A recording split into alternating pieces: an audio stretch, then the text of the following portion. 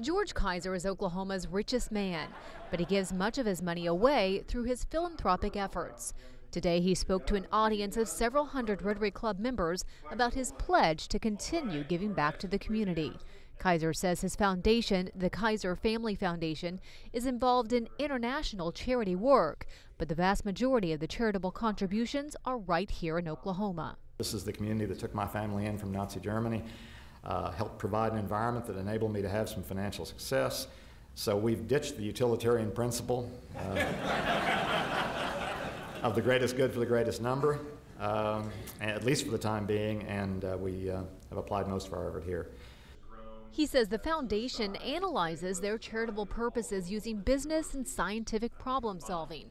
They also try to make something happen that would have not happened outside of their support, rather than contribute funds to a pre-existing project. Our general governing concept is that we want to be proactive in creating and expanding programs rather than reactively funding the best grant requests received. Perhaps Kaiser's most notable charity work has been the effort to break the cycle of poverty through early childhood programs for at-risk families in Oklahoma. He says it has become increasingly difficult in our society for a child born in disadvantaged circumstances to overcome them and have a successful future. So over the last few years, I've increased the allocation of my time and my resources to developing some responses to this inequality, this inequity. I'm now spending probably half of my time. It's hard to calculate. I'd have to count emails, I guess. And eventually I will be spending all of my resources for this purpose.